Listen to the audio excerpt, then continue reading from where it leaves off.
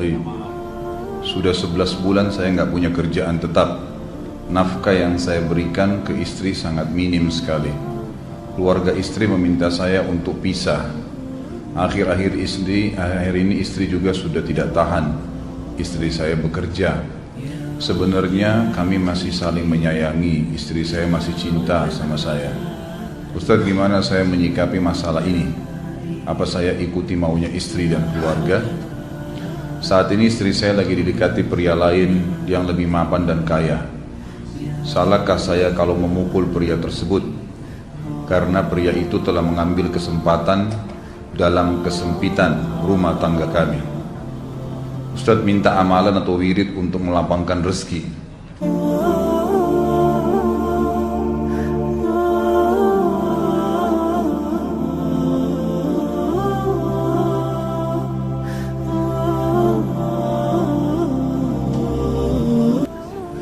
Ini ada hubungannya sama tema nggak ini? Hah? Jawab atau enggak? Kasihan. Ya udahlah, kena malam terakhir ya.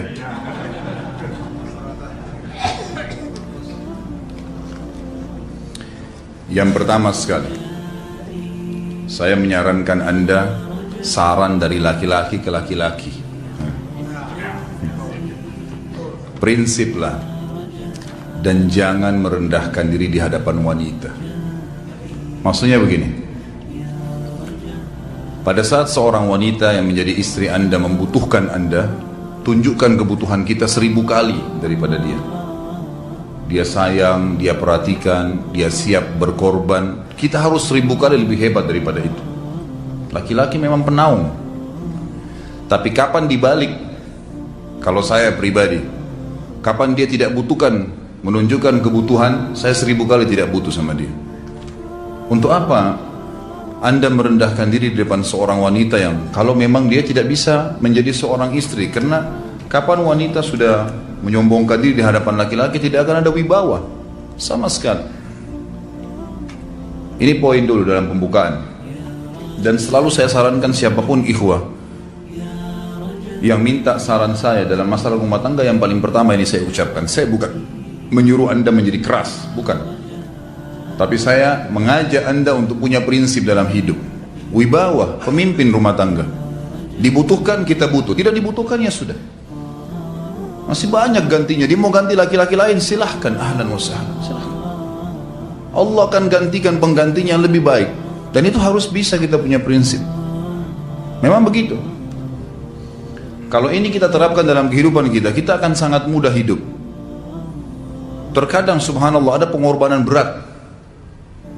Berpisah dengan meninggal, berpisah karena masalah dosa yang dilakukan oleh pasangan kita, jelas haram. Kalau ada seorang istri hanya karena masalah suaminya kekurangan ekonomi mau berhubungan sama laki-laki lain, wanita apa ini? Cinta itu pengorbanan, kasih sayang. Bukan hanya pada saat mampu kemudian disayang, pada saat tidak mampu kemudian ditinggal. Subhanallah. Hati-hati, hukum Allah subhanahu wa ta'ala berlaku. Akhwat, yang jadi istri, ikhwah, yang jadi suami, harus tahu, pasangan kita itu punya Tuhan sebagaimana kita punya Tuhan yang sama. Dan Allah itu maha adil. Memang dalam kehidupan kita, ada naik turunnya. Dan makna cinta adalah pengorbanan. Itu sebenarnya. Kalau hanya kita kantongnya lagi penuh kemudian disuka sama istri, pada saat lagi tipis, lagi masalah, kemudian dia mau berhubungan sama laki-laki lain, na'udzubillah min dzalik. Wanita apa ini? Kalau saya tidak naungin. Kalau saya nggak naungin. Kamu mau sama dia silahkan. Silahkan jalan. Kalau saya, istri saya sangat tahu prinsip saya. Kalau kamu merasa ada laki-laki lain yang kamu anggap baik, atau kamu mau ingin memasukkan pendapat keluargamu dalam rumah tangga saya sehingga kedudukan saya sebagai suami tidak didengar lagi, silakan pilih keluarga kamu. Tidak ada masalah. Jadi jangan jadikan sebagai beban. Oh, nanti kalau pisah saya hidupnya bagaimana? Saya melarat. Ini kenapa ini? Saya mati kalau nggak sama dia, ya mati bener nanti. Gila kalau nggak nikah sama dia, gila kalau siapa ini? Ini kenapa ini? Keluar dari bingkai hidup itu. Seorang muslim itu hidupnya mulia. Dia dihormatin, dia menghormatin. Dia dihina, tinggalkan. Allah SWT tidak menyuruh kita menghinakan diri, tidak boleh. Kalau wanita ini misalnya, istri ini yang dikatakan tadi masih mencintai suaminya, dia hanya sekedar minta kerja, ya, garis bawahi kalimat ini ya, dia hanya sekedar minta kerja untuk membantu nafkah rumah tangga, ahlan wa sahlan, jempol, nggak masalah, bagus itu. Sampai suaminya mapan, itu baik. Tapi dalam kondisi masih status istri punya hubungan sama laki-laki lain, na'udzubillah min dzalik. Mana ghirah, mana kecemburuan positif yang telah Allah pelihara dalam diri kita, nggak boleh. Pada saat seorang sahabat pulang ke rumahnya mendapatkan istrinya selingkuh dengan laki-laki lain, tidak disebutkan apakah berhubungan biologis atau tidak, tapi yang jelas sahabat ini sampai kaget masuk ke rumahnya temukan ada laki-laki lain. Dia bingung mau lakukan apa. Dia pergi ke Nabi SAW lalu berkata, ya Rasulullah, saya pulang rumah istri saya lagi sama laki-laki lain. Maksudnya dia pandu saya harus buat apa nih? Apa yang terjadi? Subhanallah, Sa'ad radhiyallahu anhu, sahabat Nabi mulia, menghenuskan pedang mengatakan, ya Rasulullah, kalau terjadi pada rumah tangga saya akan penggal dua-duanya. Dua-duanya saya penggal nih.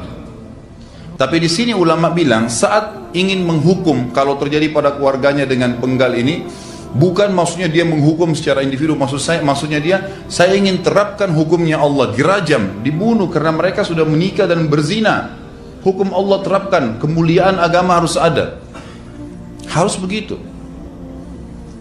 Seorang istri yang mau tinggal di bawah naungan kita sementara kita sudah berkorban di bawah terik matahari, sudah bekerja, sudah memilih dia dari sekian banyak wanita, kemudian dia mau berkorban, hormatin dia, junjung dia, lindungin dia, rangkul dia, gitu kan, bela dia, memang harus begitu. Tapi kalau masih dalam naungan, kemudian sedikit himpit masalah ekonomi lalu berhubungan sama laki-laki lain, naudzubillah, jangan dipertahankan, berbahaya sekali, gitu kan. Jangan Anda menjadi laki-laki lemah gitu. Saya kemarin ditelepon oleh dua orang sekaligus, subhanallah. Sahabat dekat telepon kepada saya, laki-laki. Ustaz, maaf mau ngomong sebentar. Baik, silahkan. Ustaz, saya ini, istri saya pulang ke rumah ke kampung ayahnya ibunya karena alasan mengurus ayah dan ibunya. Akhirnya saya sama anak-anak ditinggal di sini sendiri. Setiap kali saya panggil pulang, dia bilang, sudahlah saya nggak mau pulang. Kalau mau nikah lagi silahkan. Dia bahasakan begitu. Bagaimana sarannya Ustaz? Saya bilang nikah lagi. Dengan tegas saya bilang nikah lagi. Kalau tidak terbuka pintu fitnah. Perempuan itu kenapa harus pilih orang tuanya? Tidak boleh secara syar'i. Nggak boleh. Sudah menerima akad nikahnya seorang laki-laki, laki-laki itu yang dinomorsatukan di atas ayahnya, nggak ada alasan. Kalau suami izinkan boleh urus orang tua, kalau nggak diizinkan tidak boleh, nggak boleh. Bagaimana dia tinggalkan suaminya sama anaknya? Kaget itu saya katakan begitu. Iya, bahkan sekarang hukum poligami sudah wajib bagi Anda, nggak boleh, wajib sekarang. Ini ragu mau melangkah seakan-akan poligami itu dosa, padahal dia ditinggal oleh istrinya. Bagaimana bisa ini? Ada laki-laki seperti ini gak punya prinsip, harus melangkah. Dia sudah dapat jawaban saya, dikasih ini Ustaz, teman saya juga mau bicara, masalahnya sama lagi. Ustaz, istri saya tinggalkan saya Ustaz, kayak mau menangis. Sebentar, jangan pakai nangis laki-laki. Apa ini cengeng? Ditinggal wanita nangis, subhanallah. Orang nangis itu ditinggal meninggal Rasulullah SAW, ketinggalan sholat subuh berjamaah, itu nangis. Nggak jadi jihad, nah itu nangis.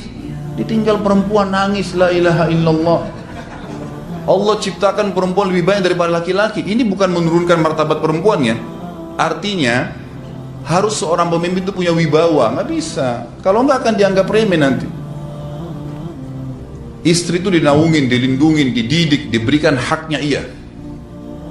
Berikan berlipat-lipat penghormatan sebagaimana dia berikan satu penghormatan, nggak apa-apa. Tapi jangan sampai menginjak martabat seorang pemimpin, tidak boleh. Akhirnya saya sampai bilang sama dia, akhi, ambil keputusan.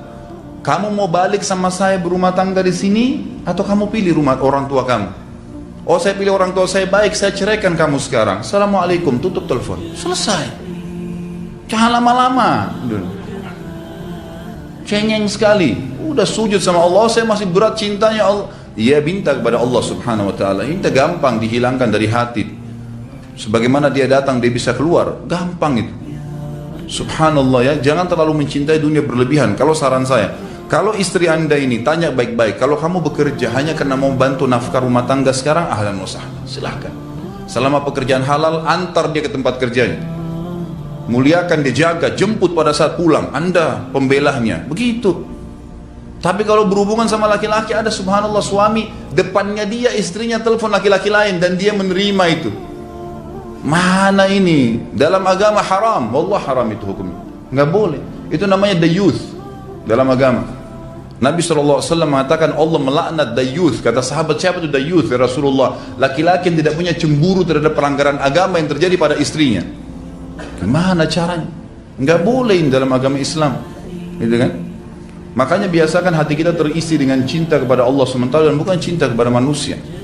Mencintai istri karena Allah yang perintahkan, mencintai suami karena Allah yang perintahkan. Jadi semua karena Allah. Tidak ada kata-kata hilang, tidak ada rugi kalau kita meninggalkannya. Jadi ini hal mendasar yang saya tahu, Allahu alam.